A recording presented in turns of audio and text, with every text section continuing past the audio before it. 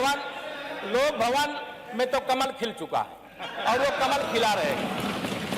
और देखिए माननीय अध्यक्ष जी, साइकिल पंचर हो गई है तो अब पंचर को ठीक कराने की जो आपकी साइकिल है उसको शायद उत्तर प्रदेश जनता ठीक करेगी नहीं। इसलिए मैं लोक भवन में कब बैठूंगा? लोक भवन में हम लोग ये पीडब्ल्यूडी मिनिस्टर रहे, ये भूल गए इनके जिले की मुख्यालय की सड़क किसने बनाई? आपने बनाई? बताइए बताइए। फोर लेन किसने बनाई बताइए? अध्यक्ष जी, मैं आप कृपया करके आपस में डिबेट नहीं करें। कृपया करके नेता प्रतिपक्ष पूर्व मुख्यमंत्री जी को ये बता दीजिए, ये 5 साल सत्ता में नहीं रहे, आगे 5 साल के लिए फिर विदा हो चुके हैं। 2027 में चुनाव आएगा, मैं तो यह मानता हूं कि फिर कमल खिलेगा, फिर आपका अभी कोई भविष्य इस समय नहीं है। लेकिन सड़क किसने बनाई है, एक्सप्रेस किसने बनाया है, मेट्रो किसने बनाई है? जैसे लगता है आपने सैफई की जमीन बेच करके ये सब बनवा दिया है। तुमने घर के तुम अपने पिताजी से पैसा लाते हो बनाने के लिए? तुमने राशन बांटा है तो पिताजी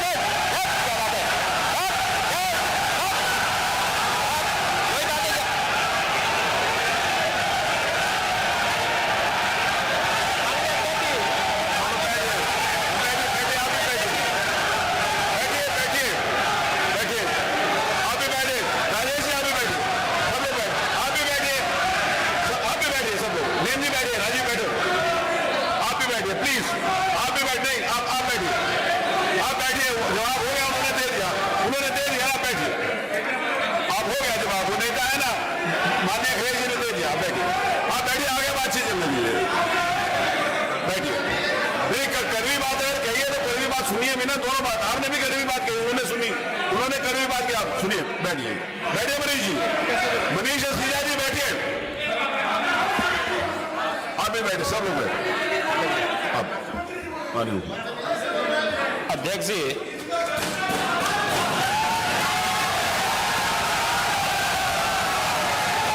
एक घंटे से अधिक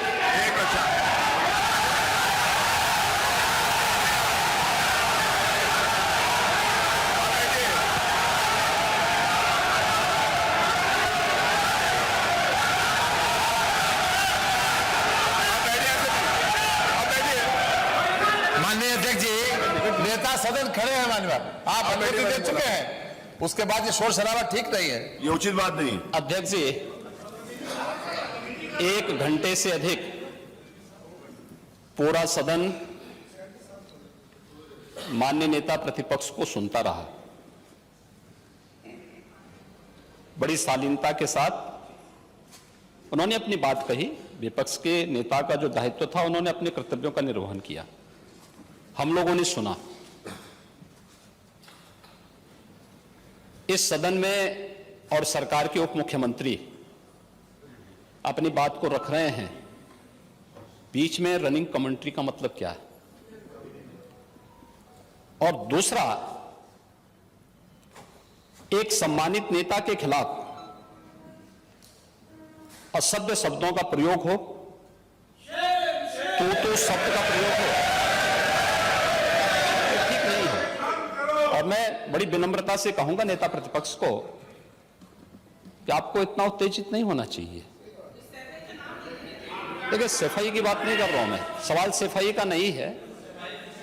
देखिए, हम लोग भी जो विकास कार्य करा रहे हैं, या आपकी सरकार के समय जो विकास कार्य हुए होंगे, ये हमारी ड्यूटी थी।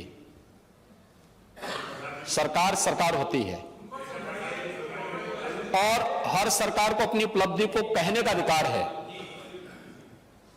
माननीय उप मुख्यमंत्री जी ने बिल्कुल सही कहा कि विकास, आपने कहा, आप विकास की जब चर्चा हुई तो उन्होंने जो बातें कही बिल्कुल ठीक ढंग से की थी। आपके यहां के दूसरे नेता या जब माननीय उप मुख्यमंत्री का यहां पर भाषण संपन्न होता, उसके बाद अपनी बात आप लोग कह सकते थे। लेकिन देखिए, मैं कल भी देख रहा था, कल माननीय वित्त मंत्री जी यहां पे जवाब देने के लिए खड़े हुए, उन पर जिस तरीके की भाषा का प्रयोग उस समय किया गया, आज फिर हम देख रहे हैं। देखिए, लोकतंत्र में हर सदस्य को सदन में अपनी बात रखने का पूरा अधिकार है, और अगर आप कहेंगे तो कैसे इस बात की अपेक्षा रखते हैं कि इस बार से उसका जवाब नहीं मिलेगा? पूरे 1 घंटे से अधिक समय तक पूरा सदन और खासतौर पर सत्ता पक्ष से जुड़े हुए सभी मान्य सदस्यों ने आपकी बात को बहुत ध्यान से सुना। देखिए, सहमत होना ना होना अपना विषय है, नहीं सवाल दूसरा नहीं। देखिए सफाई भी इसी प्रदेश का हिस्सा है। अध्यक्ष महोदय, सवाल ये नहीं है, मैं सुनने को तैयार हूं। अच्छा, मुख्यमंत्री जी बोल रहे हैं, सफाई भी तो इसी प्रदेश का हिस्सा है। नहीं सफाई, देखिए भाषा आप उसको बाद में बोल सकते हैं। देखिए हमारी सहमति असहमति हो सकती है, देखिए हमारी असहमति असहमति हो सकती है किसी बात पर, हम बाद में इस बात को करेक्शन करा सकते हैं, लेकिन तो मैंने शब्द का प्रयोग नहीं किया जाना चाहिए और किसी भी असभ्य भाषा का प्रयोग नहीं होना चाहिए। और मैं माननीय अध्यक्ष जी से अनुरोध करूंगा कि अगर इस प्रकार की शब्दावली प्रोसीडिंग का हिस्सा बनी है तो कृपया उसको हटवा दें, क्योंकि यह गलत परंपरा होगी और मैसेज का देश के अंदर खराब जाएगा। हमें हमेशा इस बात को ध्यान में रखना होगा, सदन की मर्यादा का ध्यान हर हाल में बनाए रखना होगा। दूसरा, जब एक सदस्य बोल रहा हो तो सदस्य के बीच में, और खासतौर पर उप मुख्यमंत्री बोल रहे हो, तो बीच में रनिंग कमेंट्री करना, बीच में धमकी देना, ये चीजें ठीक नहीं है और मुझे लगता है सदन की मर्यादाएं इससे आहत होती हैं।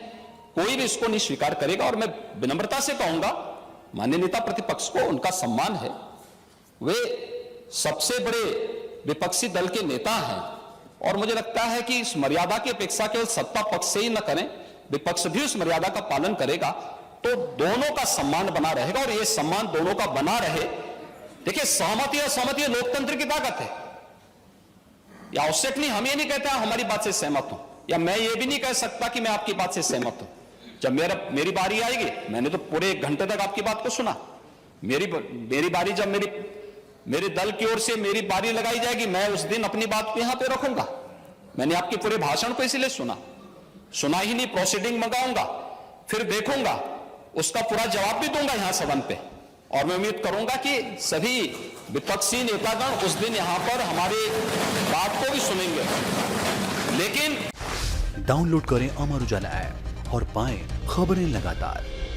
अगर आप ये वीडियो YouTube पर देख रहे हैं तो हमारे चैनल को सब्सक्राइब करें और बेल आइकन को दबाना ना भूलें। अगर आप Facebook पर ये वीडियो देख रहे हैं तो हमारे पेज को लाइक करें।